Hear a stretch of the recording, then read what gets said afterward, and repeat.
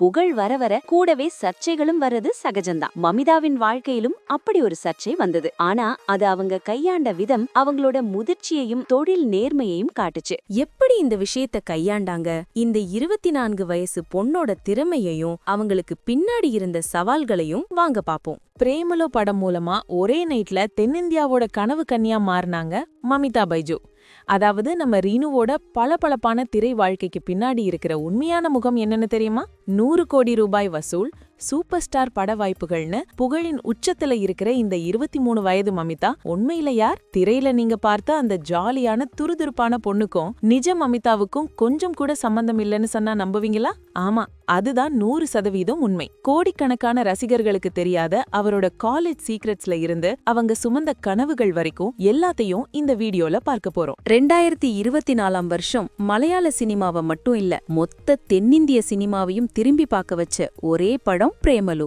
சுமார் 9 கோடி ரூபாய் பட்ஜெட்ல உருவானதா சொல்லப்படுற இந்த படம் பாக்ஸ் ஆபீஸ்ல 136 கோடி ரூபாய்க்கு மேல வசூல் செஞ்சு மிகப்பெரிய சாதனை படைச்சது. இந்த படத்தோட வெற்றிக்கு மிக முக்கியமான காரணம் அதுல நடிச்ச உயிரோட்டமான கதாபாத்திரங்கள் தான். குறிப்பா ஹைதராபாத்ல வேலை பார்க்கிற ஒரு ஹைப்பர் ஆக்டிவ் பொண்ணா வர ரீனு கதாபாத்திரம் இளைஞர்களோட மனச மொத்தமா கொள்ளையடிச்சது. அந்த ரீனுவா வாழ்ந்தவர் தான் மமிதா பைஜு. அவரோட துருதுருப்பான நடிப்பு, கியூட்டான சிரிப்பு, கச்சிதமான உடல் மொழின்னு ஒவ்வொன்னும் ரசிகர்களை கட்டி போட்டுச்சு. இப்படி ஒரு பொண்ணு நம்ம லைஃப்லயும் வரமாட்டாளான்னு பலரையும் ஏங்க வச்ச அந்த நடிப்பு மமிதாவ ஒரே படத்துல உச்சத்துக்கு கொண்டு போச்சு. ஆனா இந்த வெற்றி அவருக்கு ஒரே ராத்திரியில கிடைச்சதில்ல. இதுக்கு பின்னாடி பல வருஷ உழைப்பு, போராட்டங்கள், இன்னும் யாருக்கும் தெரியாத பல ரகசியங்களும் இருக்கு. வாங்க மமிதாவோட நிஜ வாழ்க்கை பக்கங்களை புரட்டி பாப்போம். கேரளாவோட கோட்டயம் மாவட்டத்துல இருக்கிற கிடாங்கூருங்கிற ஒரு அழகான கிராமத்துல 2001 வருஷம் ஜூன் 22 தேதி பிறந்தார் மமிதா பைஜு.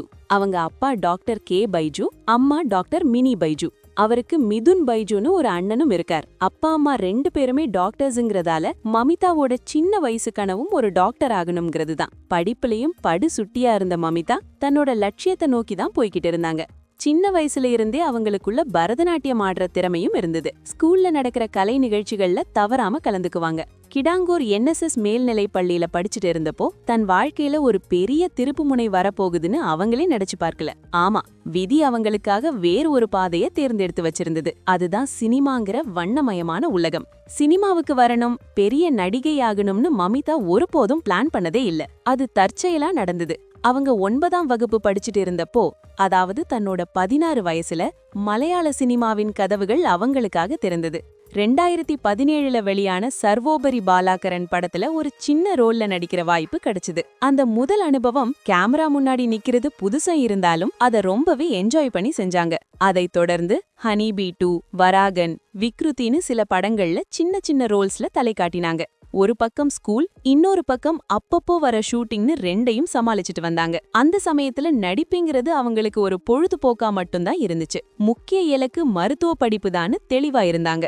ஆனா போக போக நடிப்போட காதல் அவங்களுக்குள்ள மெல்ல மெல்ல வளர ஆரம்பிச்சது. ஸ்கூல் படிப்பை முடிச்சதும் சினிமா ஆர்வத்தை மீறி படிப்பு தான் முக்கியம்னு முடிவெடுத்து கொச்சியில இருக்கிற புகழ்பெற்ற சேக்ரெட் ஹார்ட் கல்லூரியில BSc சைக்காலஜி சேர்ந்தாங்க. ஆனா இந்த காலேஜ் லைஃப் அவங்களுக்கு மத்த ஸ்டூடெண்ட்ஸ் மாதிரி சாதாரணமா அமையல. இங்கதான் அவங்களோட நிஜ வாழ்க்கைக்கும் சினிமா வாழ்க்கைக்கும் நடுவுல ஒரு பெரிய போராட்டமே ஆரம்பிச்சது. ஒரு பக்கம் சைக்காலஜி மாதிரி ஒரு கஷ்டமான பாடம், இன்னொரு பக்கம் அவங்கள தேடி வந்த நல்ல பட வாய்ப்புகள். 2021ல முக்கியமான 2 படங்கள் அமைஞ்சது. ஆபரேஷன் ஜாவா மற்றும் கோ கோ.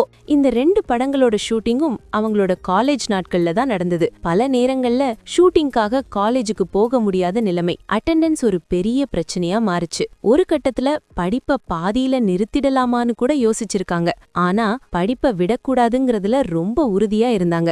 ஷூட்டிங் முடிஞ்சதும் நைட்ல கண் விழிச்சு படிக்கிறது, ஃப்ரெண்ட்ஸ் கிட்ட நோட்ஸ் வாங்கி படிக்கிறதுன்னு ஒரு பெரிய போராட்டத்துக்கு பிறகுதான் தன்னோட பட்ட படிப்பை முடிச்சாங்க. இதுதான் பலருக்கும் தெரியாத மமிதாவின் காலேஜ் ரகசியம். திரையில ஜாலியா வர ரீனுவுக்கு பின்னாடி படிப்புக்காக போராடின ஒரு விடாமுயற்சி கொண்ட மாணவி இருக்காங்க.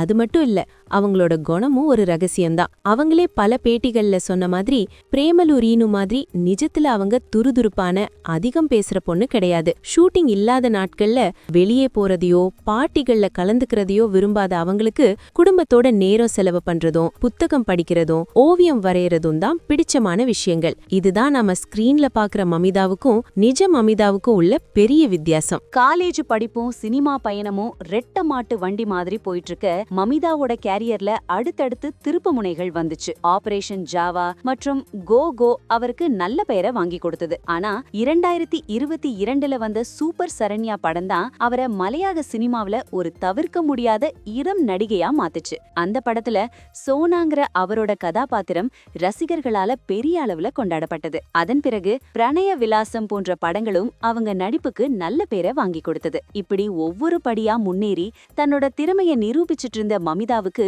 ஜாக்பாட்டா அமைஞ்சதுதான் பிரேமலு.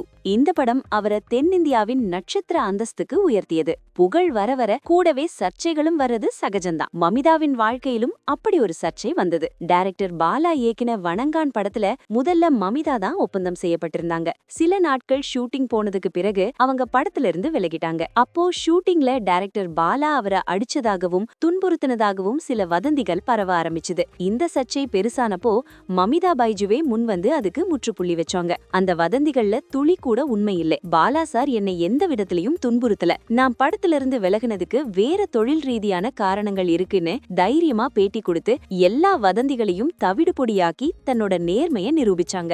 மலையாளத்தில் பல படங்கள் வரிசை கட்டி நிற்கும் அதேவேளை தமிழில் தளபதியின் ஜனநாயகன், சூர்யாவின் அடுத்த படம், தனுஷின் அடுத்த படம், விஷ்ணு விஷாலின் 2 வானம் என படங்கள் வரிசை கட்டி நிற்கின்றன. 16 வயசுல ஒரு சின்ன கதாபாத்திரத்துல ஆரம்பிச்ச பயணம் வெறும் 8 வருஷத்துல 24 வயசுல தென்னிந்தியாவோட சூப்பர் ஸ்டார்களோட நடிக்கிற அளவுக்கு உயர்ந்திருக்குன்னா அது அவரோட திறமைக்கும் கடின உழைப்புக்கும் கிடைச்ச வெற்றி. மமிதா பைஜு நடித்த படங்கள்ல உங்களுக்கு பிடித்த படம் எதுன்னு கமெண்ட் பண்ணுங்க. மமிதா பைஜுவை பிடித்தவர்கள் ஒரு லைக் பண்ணுங்க.